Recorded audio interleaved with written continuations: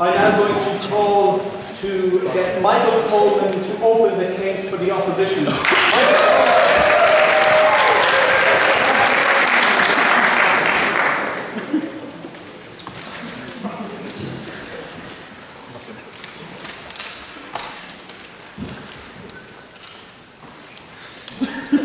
Ladies and gentlemen of the University Philosophical Society, ladies and gentlemen, I agree with Ben. The system is broken. I don't think there's any kind of disputation there. But we don't think that the problem is capitalism, ladies and gentlemen. We think that the problem is, in fact, there is not enough capitalism in this society. What we have now is not actually capitalism. It is a warped form of capitalism. It is corporatism, ladies and gentlemen. So, we think that any sort of movement that goes against capitalism is ultimately a bad thing. We think this is one of the reasons why the Occupy Wall Street movement is so dangerous.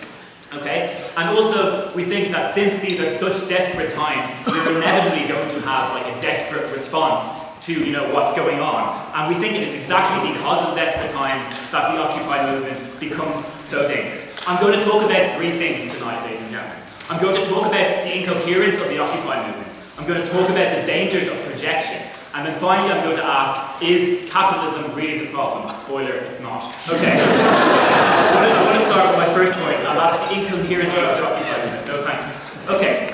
We've kind of heard a lot about, how Occupy Wall Street is, some sort of it's an expression of discontent at the system, But we think ultimately this kind of disguises the fact that there isn't actually one kind of single, uniting, coherent message behind the movement, beyond sticking it to the man. And we think this is inherently problematic. Why do we think this?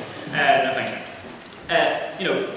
The Occupy movement is made up of many different political and even apolitical groupings. You have just some dissatisfied moderates who just want, reform to punish the bankers. You have some communists, you have anarchists, you have hippies, no thank you, who want to radically change the nature of the society. And the proposition may say that this is the point of the movement, it's meant to just unite everyone as an expression of discontent with the status quo, but we think there are a variety of harms with this. Okay, firstly, it becomes very easy for politicians from any of these different groups to hijack the movement and for their own for their own goals, and to claim undue influence and political capital that wasn't really there to begin with. And we see this is happening in America right now. Many Democratic Party politicians are using this movement and to claim that the people are fed up with the Republicans when really they're just as pissed off as the Democrats. No, thank you. And we think this is inherently problematic.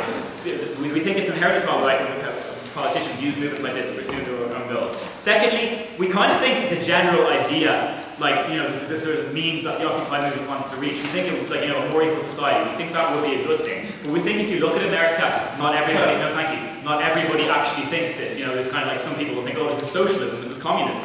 And we think when you see that this idea becomes associated with the kind of fringe messages in the Occupy movement, like the Communist Party supports it, the Nazi Party in America supports it, we think these ideas become tainted by association. And we think this is inherently a problem. And also, the reverse, in which case the ideas of the fringe messages, if the Occupy movement gains more traction, the fringe messages become more and more popular as a result. And we also think this is inherently problematic. Okay, now I want to get on to my second point, no thank you, which is the dangers of projection. Okay, so we're all really pissed off about what has happened over the last few years. Everybody in the world is really annoyed at what happened. As I've already said, these are kind of desperate times.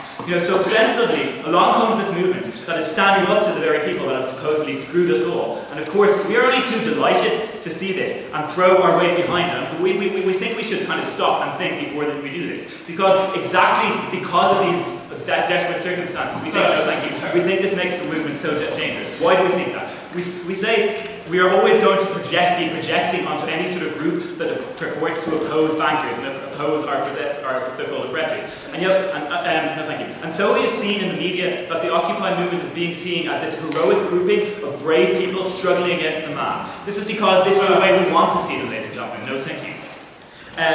We see too that any negative things about the movement are simply ignored. A few weeks ago, there were 4 instances of rape in Occupy Wall Street. This was kind of part of the overall problem with misogynistic attitudes in the movement that's been completely ignored by everybody. No, thank you. It's only really been picked up by radical feminist blogs. Obviously that these things are happening is bad in and of itself, but in relevance to the debate, the problem isn't that they're happening. The problem is that we are ignoring them because we want to see the Occupy movement as this sort of perfect group of brave people, standing up to the man. And no, thank you. And we think that if we ignore rape, that says to me that we'll be willing to ignore a lot more things in the future if the Occupy movement gets very ugly. We think this is an error. We have projected the idea that everybody involved in the Occupy movement is some sort of hero who can do no wrong because we are desperate for a saviour, ladies and gentlemen. And the more and more desperate circumstances become, the more and more desperate we get, and the more we are willing to ignore problems with these sort of movements. And we think this is inherently problematic. I'll take that. It's all fine suggesting that we need a solution, but we have a solution here. And how do we get to your magic capitalist place without re-evaluating things and changing the current system that we have? That actually brings me nicely onto my third point, because I'm going to talk about capitalism now. Okay, so... no, thank you. We know that not all people in the Occupy movement are against capitalism per se, but even the most modern protesters claim that they want to curb its excesses, and we say in this way they are actually anti-capitalist. No, thank you. However, we say that the problem is just the opposite. For too long now, we have been trying to restrain the free market with catastrophic results. The problem, ladies and gentlemen, is that there is not enough capitalism to society. Earlier, I talked about characterizing the Occupy protesters as heroes and as saviors. Well, the fact is that the only hero that can save us now is the invisible guiding hand of the free market. Why do we think this? If we look at all the problems that the Occupy movement identifies, we see that all of them were caused by governmental interference with the economy. The housing bubble, the housing bubble, the crash, the bailouts, this was all caused by governmental interference in the economy. The proposition will tell us that it was because of corporate power. But what they fail to realise is that corporate power is always exercised through the instrument of governmental power, ladies and gentlemen. Now, a lot of the Occupy movement have actually called for increased governmental regulation of the market. But surely when the corporations are exercising so much influence in the government, in politics, they will make sure that these regulations only stifle competition and benefit them, ladies and gentlemen. The free market offers the best kind of regulation, ladies and gentlemen. That regulation is the fear of failure. As soon as the government gets involved in the market, they are removing that fear of failure.